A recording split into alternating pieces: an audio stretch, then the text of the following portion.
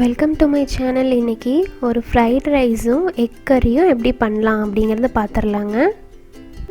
ஒரு கேரட்டு, ஒரு குடமிளகா, ஒரு 2 பச்சை மிளகா, ஒரு வெங்காயம், ஒரு 2-3 பீன்ஸை நான் கட் பண்ணி வச்சுருக்கேங்க. இதுக்கு 1 கப் பாஸ்மதி ரைஸ் நான் எடுத்திருக்கேன். அதை முதல்லையே குக்கரில் வேக வச்சுக்கோங்க. சைடில் அதை ஆற வைக்கணும். அதுக்கப்புறம் தான் ஃப்ரைட் ரைஸ் பண்ண முடியும். இப்போ ஃப்ரைட் ரைஸ் பண்ணுறதுக்கு ஒரு கடாயில் கொஞ்சம் நிறையாவே எண்ணெய் போட்டுக்கோங்க. எண்ணெய் ஊற்றிட்டு எண்ணெய் காஞ்சதுக்கப்புறம் நம்ம ஆனியன்ஸை நல்லா ரெட் ஆகிற வரைக்கும் ஃப்ரை பண்ண போகிறோங்க. ஃப்ரை பண்ணதுக்கப்புறம் நம்ம வெஜிடபிள்ஸ் எல்லாம் ஆட் பண்ணி அதை அப்படியே குக் பண்ண போகிறோம். இந்த ரெசிப்பியை கடைசி வரைக்கும் பாருங்கள். அப்போ தான் எப்படி எக் கறி பண்ணுறது அப்படிங்கிறதும் தெரியும். இந்த வீடியோ பிடிச்சிருந்தால் லைக் பண்ணுங்கள், ஷேர் பண்ணுங்கள், மறக்காமல் எங்கள் சேனலுக்கு சப்ஸ்கிரைப் பண்ணுங்கள். அடுத்து இப்போ இந்த வெங்காயம் நல்லா வணங்கிருச்சு. வணங்கினதுக்கப்புறம் நம்ம கேரட்டு, பீன்ஸு, குடமிளகா, பச்சை மிளகா எல்லாத்தையும் சேர்த்து அதையும் நல்லா தாளித்து விட்டுக்கிறோம். கொஞ்சமாக சால்ட் ஆட் பண்ணிக்கிறேன். அதில் சால்ட் ஆட் பண்ணி மூடி வச்சு வேக வைக்க போகிறோம். அது ஒரு 10 மினிட்ஸ் அப்படியே மூடி வச்சு வேக வைங்க. அடுத்து பக்கத்தில் இன்னொரு கடாயில் நான் எக்ஸை பாயில் பண்ண போகிறேன். அதுக்காக நான் ஒரு 4 எக்ஸை எடுத்துருக்கிறேன்.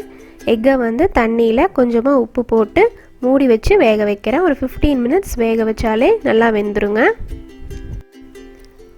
இப்போ பாருங்கள், வெஜிடபிள்ஸ் எல்லாமே நல்லா வெந்துருச்சு.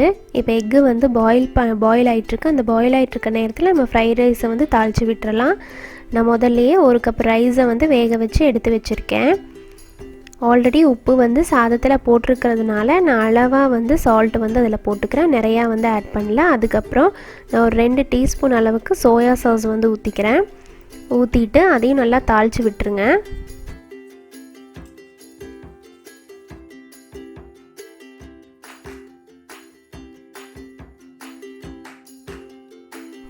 தாளித்து விட்டதுக்கப்புறம் இப்போ நம்ம வேக வச்ச ரைஸை அதில் சேர்த்துடலாம். கொஞ்சம் கொஞ்சமாக சேர்த்து தாளித்து விடுங்க. அப்போ தான் கட்டியாகாமல் இருக்கும். ஃபுல்லாக சேர்த்தா கட்டியாகிடும், தாளிக்கவும் முடியாது.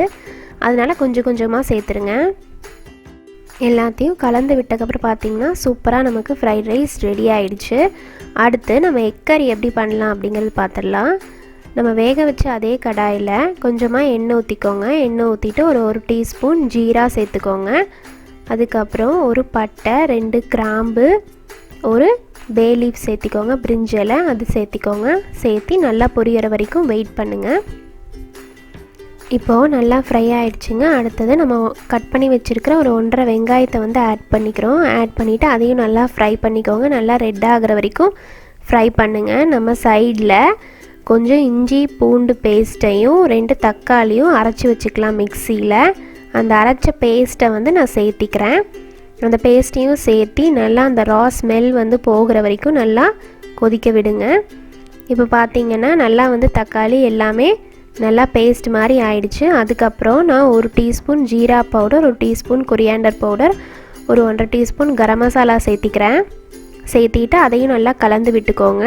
கொஞ்சமாக நம்ம தண்ணி ஆட் பண்ணிக்கலாம். ஒரு 3/4 டம்ளர் கிளாஸ் தண்ணி ஆட் பண்ணிக்கோங்க. ஆட் பண்ணிவிட்டு அதையும் நல்லா கொதிக்க வச்சுருங்க. அதுக்கப்புறம் நம்ம பாயில் பண்ண எக்ஸை ஆட் பண்ணிக்கலாம். நல்லா கொதிக்க வச்சுக்கோங்க. நல்லா பேஸ்ட் மாதிரி சுண்டுற அளவுக்கு நல்லா இந்த கிரேவியை கொதிக்க வச்சுக்கோங்க. கொதிக்க வச்சோடனே நமக்கு சூப்பரான ஒரு எக் கறி ரெடி ஆகிடுச்சுங்க.